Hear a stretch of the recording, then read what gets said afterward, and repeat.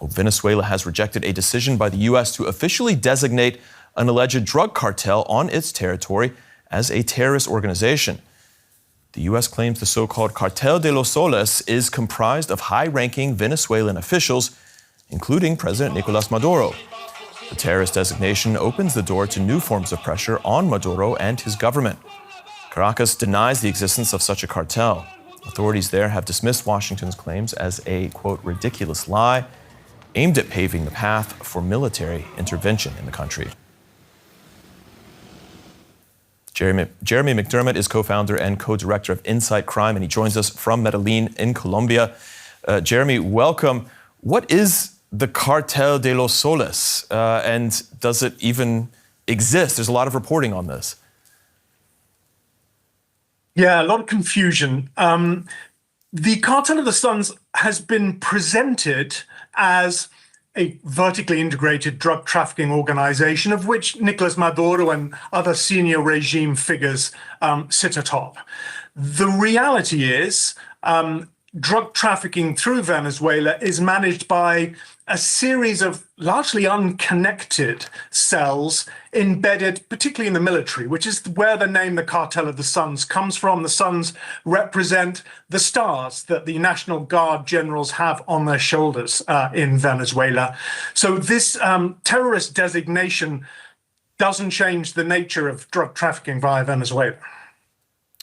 Okay, so can we say, to what extent is the Venezuelan government and President Maduro involved then? If it's not direct involvement, is there a kind of tacit involvement or permission for something to happen? Help us break it down. Yeah, I think that's exactly the best way to look at it. This isn't a traditional drug trafficking organization. This is a system of hybrid criminal governance that Maduro has designed as a way to stay in power. Now, why has he had to do this? Well, economic collapse, hyperinflation, sanctions have pushed the Venezuelan government to the point of bankruptcy almost. And Nicolas Maduro cannot assure the loyalty of his generals and his senior political figures through salaries. He pays a general less than $100 a month in worthless bolivares. So the way he has secured their loyalty is to give them not only permission, but to facilitate them having access to criminal rents. It's not just the drug trade, it's gold and it's smuggling. So the best way to understand this system that Maduro heads is as a system, not a drug trafficking organization per se. All right, let's get to the designation itself. What does this give the U.S. administration? What can they do now that they couldn't do before? This isn't the first time that President Trump has designated a criminal group a terrorist organization. When he took power for the second time in January, he put some Mexican cartels on this list. This seems to mark a quantum shift in the US counter-narcotics strategy, and it's a fusion between the war on drugs and the war on terrorism. The war on drugs so far in Latin America has not shown great success. There's more drugs than ever leaving Colombia. The cocaine industry is more vibrant than ever. So this seems to be a new approach.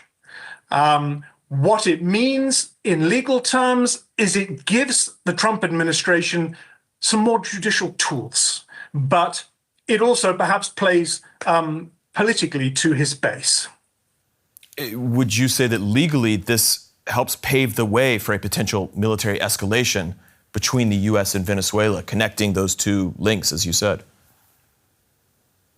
I wouldn't dare to predict what President Trump may or may not do.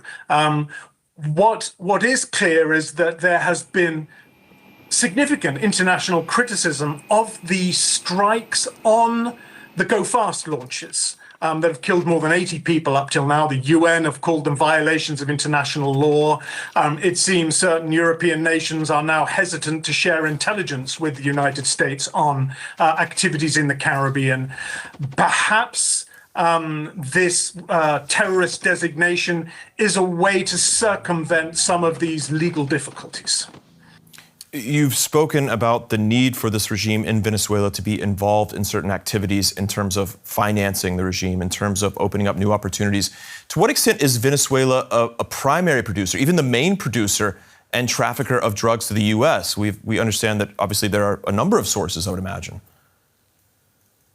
Yes, Venezuela is not an important departure point for cocaine going to the United States. The vast majority of cocaine leaving Colombia towards the US goes via the Pacific, not the Atlantic and Caribbean seaboards, and of course, straight up through the land route in Central America. Indeed, there's increasing evidence that the Caribbean is more important for cocaine heading towards Europe than it is the United States. So if you were going to send an aircraft carrier anywhere and in the name of the war on drugs, you'd probably want to send it to the Pacific. All right, that's Jeremy McDermott from Inside Crime. Jeremy, many thanks.